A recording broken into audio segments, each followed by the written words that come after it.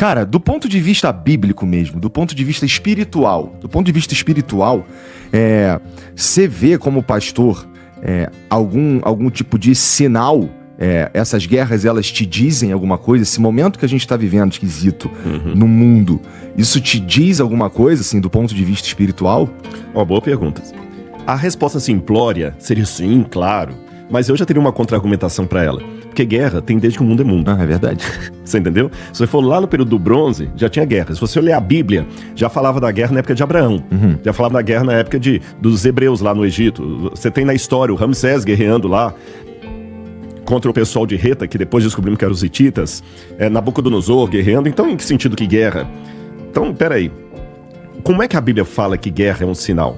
Quando você vai para o Evangelho de Mateus, capítulo 24, ou Lucas, capítulo 21, ou Marcos, capítulo 13, porque é o mesmo discurso de Jesus registrado nos 3 evangelhos, Jesus fala sobre as projeções do que haveria de acontecer no mundo. E ele diz assim, abro aspas, certamente ouvireis falar de guerras e rumores de guerras. Não vos assusteis, porque é necessário que isso aconteça, mas ainda não é o fim. Então olha que interessante, Jesus falou que as guerras viriam, mas que o fim não estava atrelado a isso. Entendi. Então peraí, vai não dá pra gente pelo menos dormir tranquilo. Vai na contramão da piedade popular, que fala, tá tendo guerra, então o mundo tá acabando. Porque tá tendo guerra, o mundo tá acabando. Jesus falou que ia ter guerra, tá. Então, ele falou, calma, não é o fim, mas fiquem atentos que até lá vai vir guerra. E quando você vê o cenário do Apocalipse, o último instante, realmente, nem será um mundo de guerra. Será um mundo pacificado pelo anticristo. Que ele vai conseguir arregimentar o mundo de modo que, de acordo com o Apocalipse 3, não vai poder comprar nem vender, senão quem tem a marca da besta, e toda a terra se maravilhou seguindo a besta e dizendo, quem é semelhante a ela, então o mundo vai estar unificado. Bom, então com relação a isso, volto para a sua pergunta. E essas guerras, o que elas me dizem? O que elas dizem de sinal? Tem um detalhe nessas guerras que elas me colocam como observação diferente de todas as guerras que o mundo teve, inclusive as chamadas Primeira e Segunda Guerra Mundial. Essas guerras que estão se desenhando agora correm o risco de escalar para uma realidade literalmente mundial. Sim. Antes isso não havia. Não. A gente fala história universal, mas não era história universal, é a história da Europa. Você fala Idade Média, não teve Idade Média na China, nem no Paquistão teve Idade Média. Até a maneira que a gente divide a história e chama de história universal, não é história universal. Você chama de Primeira Guerra Mundial e Segunda Guerra Mundial, mas não é. O México não participou. A Argentina não participou. Como é que é a Guerra Mundial? Tem um monte de países que não participou, foi uma minoria, e foram guerras europeias. Nós tivemos uma visão muito eurocêntrica do mundo. O que acontece na Europa é como se fosse o mundo inteiro, não é verdade. Mas o Apocalipse diz que os últimos capítulos da história desse mundo se desenvolvem de maneira literalmente universal. Eu falei da marca da besta, que será universal, e de situações que entrarão em colapso mundial. E o anticristo tem que vir para impedir uma guerra literalmente mundial que iria destruir o planeta. Por isso que ele vai sair como o salvador da pátria. O Messias. Você tá entendendo? Então, nesse aspecto, chama a minha atenção que hoje, pela primeira vez na história da humanidade, nós estamos desenhando um cenário que é de proporções literalmente mundiais. E o Covid desenhou isso. Porque no Covid tava o palestino usando máscara, o israelense usando máscara, o cara que votou no Bolsonaro tava de máscara, o que votou no Lula tava de máscara, o cara que é ateu tava de máscara, o cara que era crente tava de máscara, o católico tava de máscara, o pai de santo tava de máscara, todo mundo. O Covid mostrou que agora as proporções de crises são mundiais. Então hoje realmente eu tenho um detalhe que me põe para pensar, Entendi. Olha, isso aqui é inédito, vamos ficar esperto.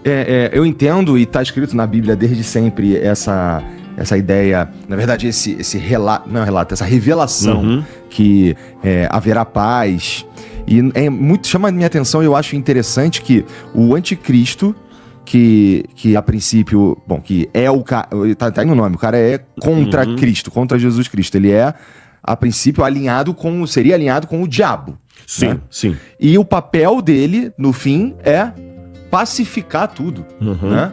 Isso é muito interessante. Isso do ponto de vista espiritual, é feito para enganar o crente, Exatamente. cara. E outra coisa, a gente tem pelo menos uma grande figura que tá falando em paz o tempo inteiro, que é o próprio Trump, né? Ele fala, ele sempre quis ganhar o Nobel da Paz.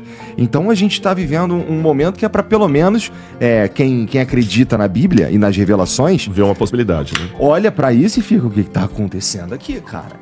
Mas esse momento do que tá acontecendo aqui, eu também imagino que a gente já passou por ele algumas vezes. Né? Eu tô tentando lembrar aquele... Acho que era o Caruso, se eu não me engano era o Caruso, o cartunista, que fazia o Zé Apocalipse. Depois pode dar uma checada. E a galera, nas redes sociais, ó, no chat aí, pessoal, se vocês lembrarem quem é o Zé Apocalipse. Era um personagem do jornal Globo, sempre tinha as tirinhas do Zé Apocalipse. Eu tô tentando lembrar quem foi que... Desculpa pra nós aí, Vitor.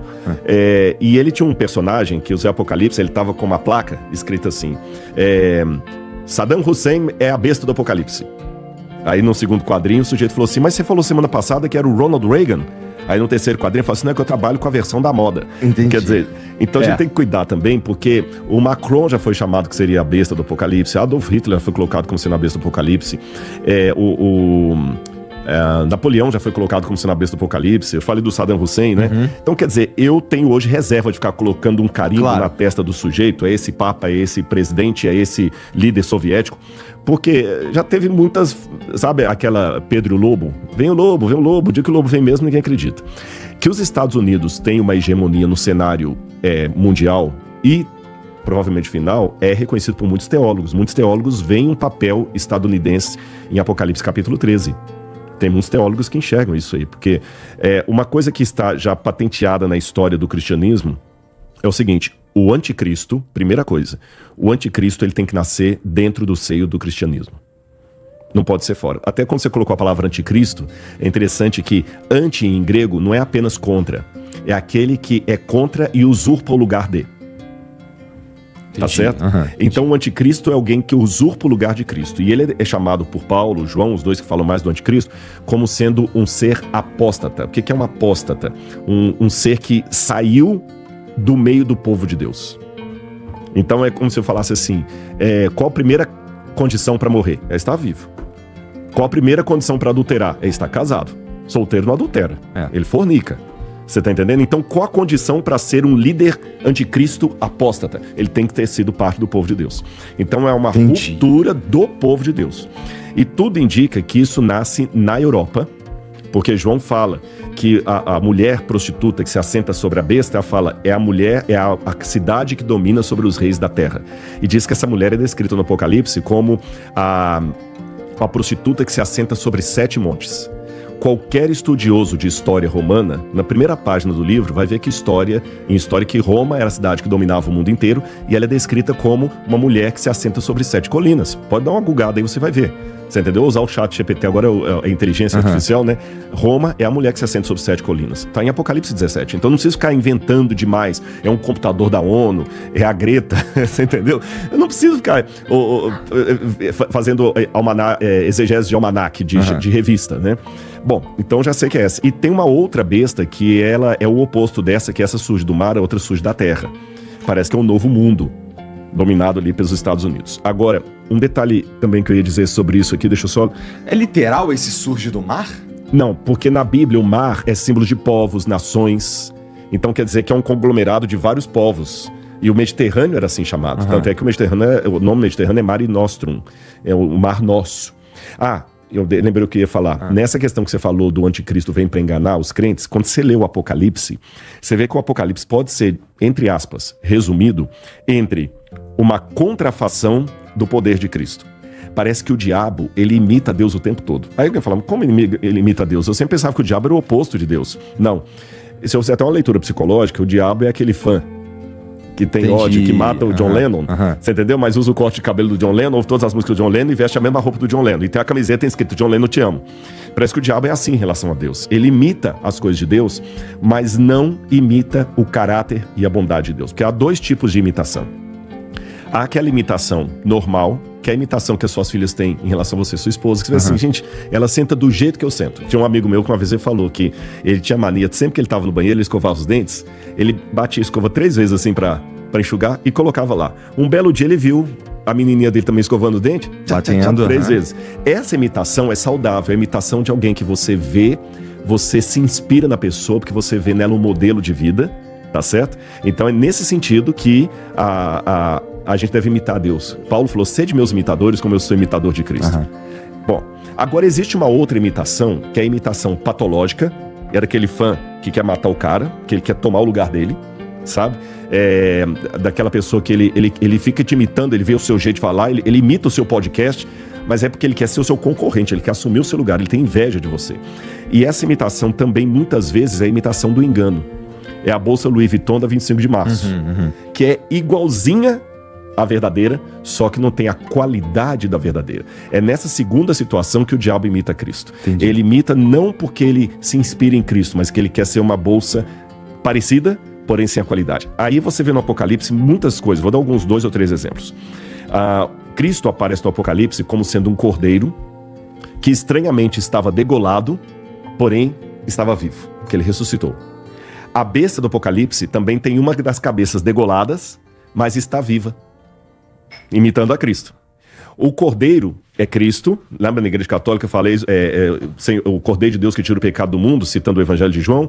A besta é descrita como tendo aparência de cordeiro, mas falava como dragão. O cordeiro, ele coloca um selo dele na testa de todos os seus seguidores. A besta coloca a marca na testa das pessoas. Então você vê muito a imitação. Então o anticristo é alguém que vai parecer o Cristo, ele vai falar como Cristo, ele vai ensinar como Cristo e vai ser um ser que vai levantar de dentro do cristianismo e vai enganar aqueles que forem enganados. Então no final das contas o discernimento vai ser espiritual. Entendi, faz sentido bom, faz sentido óbvio, afinal você é um estudioso disso aí tudo, mas então eu consigo entender o que, então quem tá falando que, já temos aqui o anticristo, olha, fica esperto, o Trump, não sei o quê. O Trump, falta pra ele algumas características, então, né? Então ele teria que... Eu tô esperando, bom, se Roma é a prostituta que se senta nos 7 montes e tudo mais, aí a gente volta pra teoria mais antiga, né? Que o anticristo vai aparecer lá no Vaticano. Não, pode ser. Mas é que não é uma questão também de ser contra a Igreja Católica. A gente tem que tomar muito cuidado de falar as coisas sem precisar ferir as pessoas. Claro. O próprio catecismo, ele levanta que uma das últimas capítulos da história do cristianismo, então esse é um ensino que está no catecismo, será uma oposição tremenda de dentro da igreja. De dentro da igreja. Tá certo? E, inclusive, há muitos teólogos católicos, Hugo von Balthasar, que eu podia citar, e outros mais, que até acreditam que alguém vai usurpar o trono de Pedro. Então, aqui eu não estou sendo... Viu o pessoal que está assistindo que é católico, o Rodrigo está atacando a Igreja Católica? Não. Eu tenho que lembrar que antes de ser... É até interessante isso, porque eu encontrei... não sei onde é que foi agora que eu encontrei uma senhora, foi fora do Brasil. Que ela falou assim, nossa, eu gosto de você. Ela não era brasileira não, tá falando com bastante sotaque. Ela é missionária católica. Ela falou, eu amo tudo que você fala. Só não gosto quando você fala mal da Igreja Católica. Eu falei, mas quando eu falei mal da Igreja Católica? Discordar não é falar mal. Tá certo? Discordar não é falar mal. Você entendeu? Quantas pessoas discordam da minha igreja e não me sinto que elas estão falando mal. Agora, realmente, você tem que saber discordar com a educação... elegância, honestidade intelectual, sem argumento ad hominem. Então, eu tenho que colocar o seguinte, bem claro pra você. Até eu respondendo essa senhora, eu falei assim, olha, se você soubesse as boas memórias que eu tenho da Igreja Católica e alguns traumas que eu tenho da Igreja Adventista, você ia falar assim, você tá mais defendendo a Igreja Católica da sua igreja.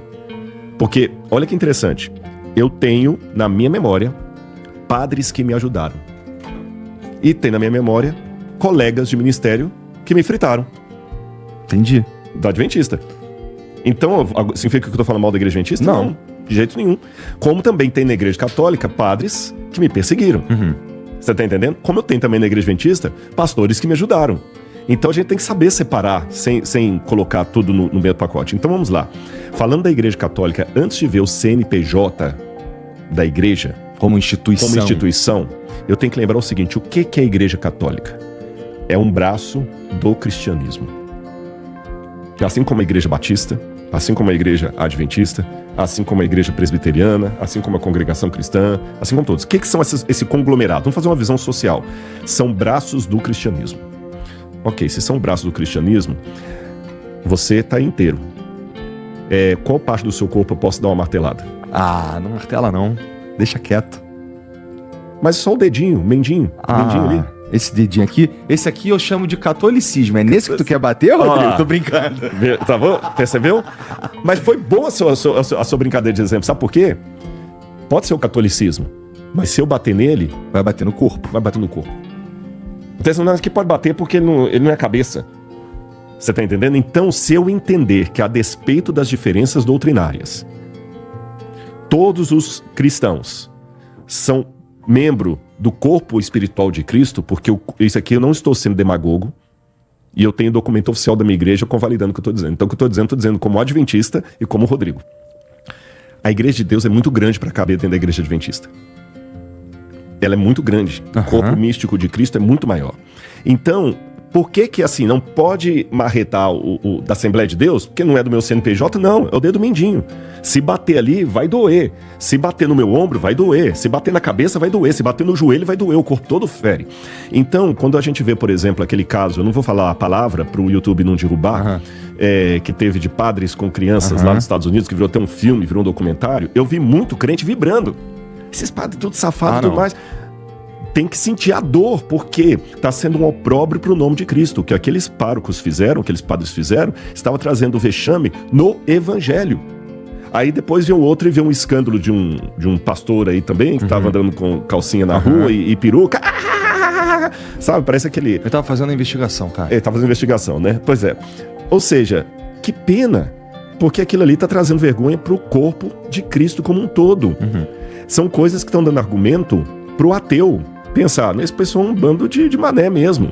Você tá entendendo? Então esse aqui é o ponto. Eu gostaria, o Martin Luther King, sem querer me comparar a ele tinha um sonho, né? Que a filha preta dele pudesse sentar com a filha branca do vizinho no banco e tudo mais, né? I have a dream. Eu tenho um sonho também, que eu pudesse sentar com pessoas que pensam diametralmente oposto ao que eu penso, e ainda me chamar de irmão. E eu chamá-los de irmão. Você tá entendendo? Mas isso é difícil. É difícil, mas não é impossível.